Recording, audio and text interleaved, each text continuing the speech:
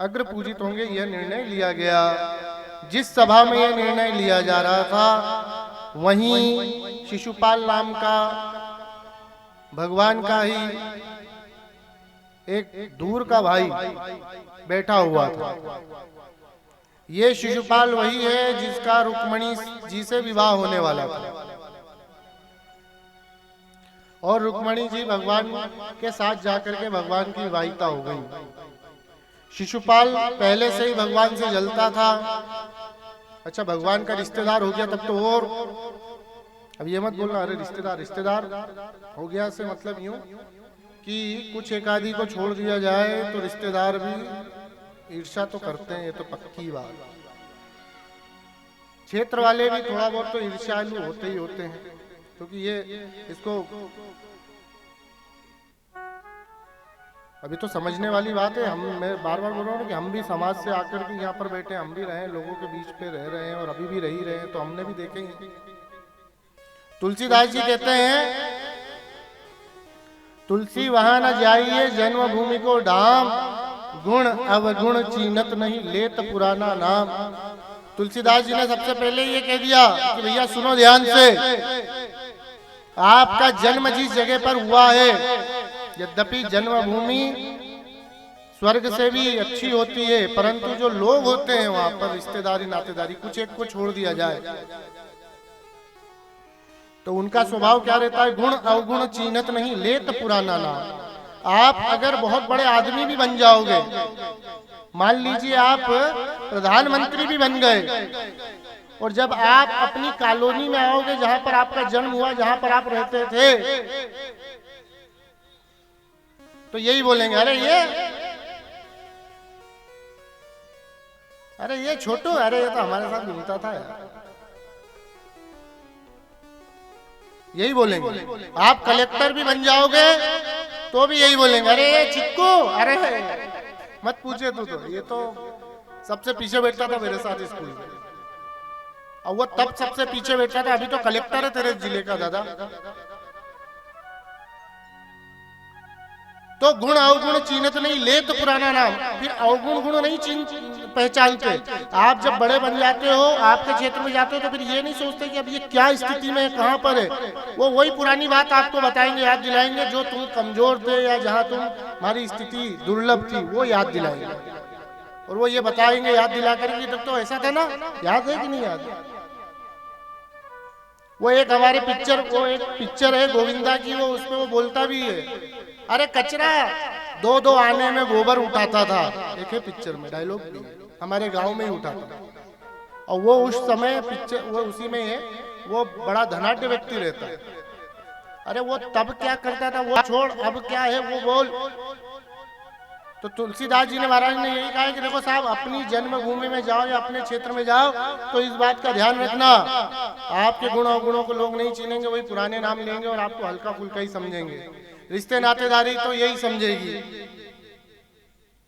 तो भगवान कृष्ण को भी वो शिशुपाल यही समझ रहा था, अरे ये तो मेरे साथ, हमारे शादी ब्याह में हम साथ घूमते फिरते थे, बैठते थे, उठते थे, मेरा रिश्तेदार, यही समझ रहे थे।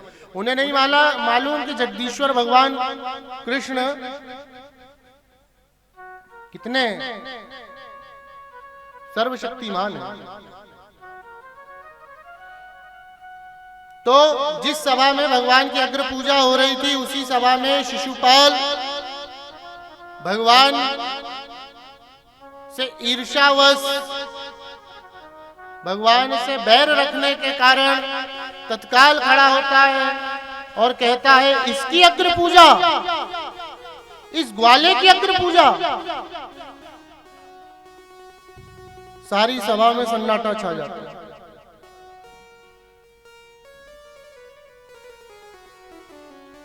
अरे ये तो चोर है, जानते नहीं हो क्या।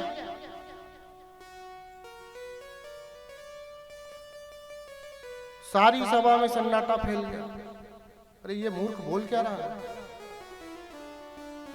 भगवान के संगी साथियों ने भगवान के कान में कहा, भगवान ये मूर्ख कैसी बात कर रहा है, आप कहें तो मैं इसको। भगवान ने कहा नहीं,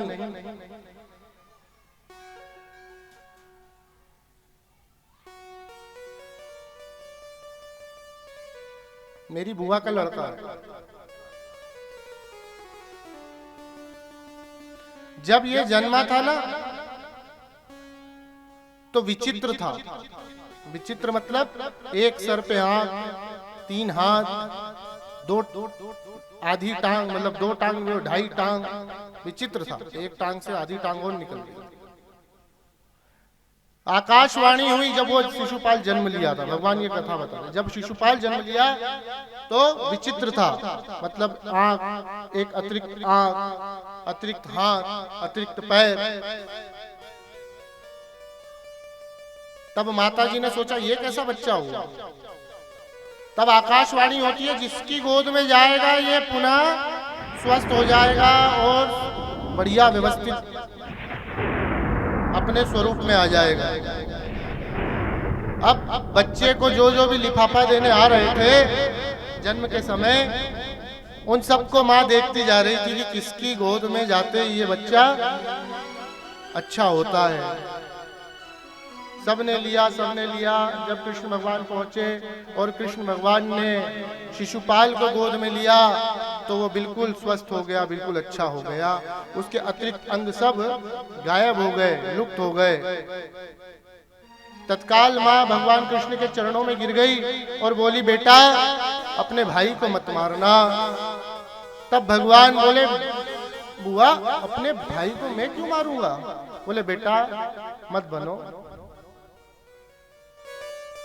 आकाशवाणी हुई है कि जिसकी गोद में जाएगा वही इसका मर्दन करेगा, बेटा मत मारना।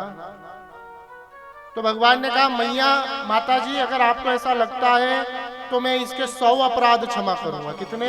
100, एक भी नहीं, 100।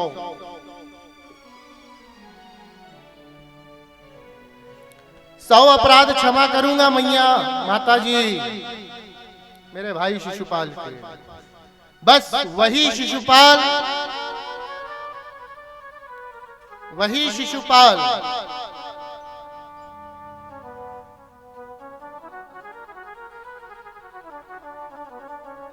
वही शिशुपाल आज भगवान से बैर रख करके जलनवश, ईर्ष्यावश अपनी मौत को आमंत्रण देना प्रारंभ कर दिया, मृत्यु को आमंत्रण देना प्रारंभ कर दिया और भगवान को अब शब्द कहना शुरू करा। अरे ये तो ग्वाला है, ये तो गाय चराने वाला है और चोरी करता था, बचपन में तो माखन की चोरी किया है और वगैरह वगैरह, ना जाने क्या क्या कहा।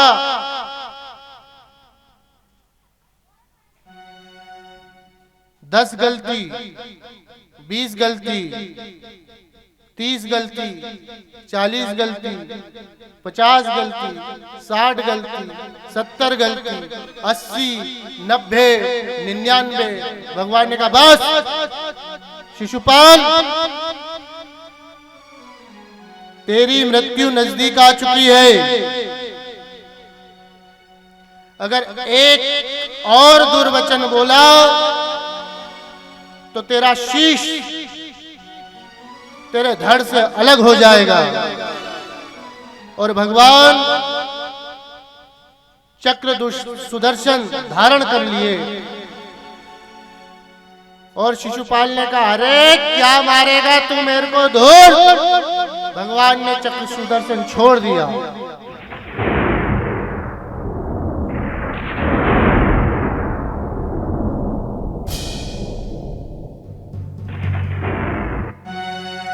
शिशुपाल का शीश उसके धड़ से अलग हो गया।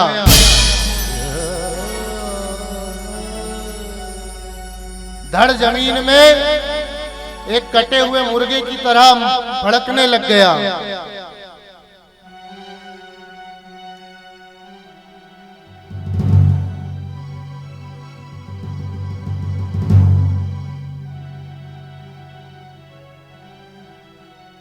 भगवान ने शिशुपाल का भी उद्धार किया।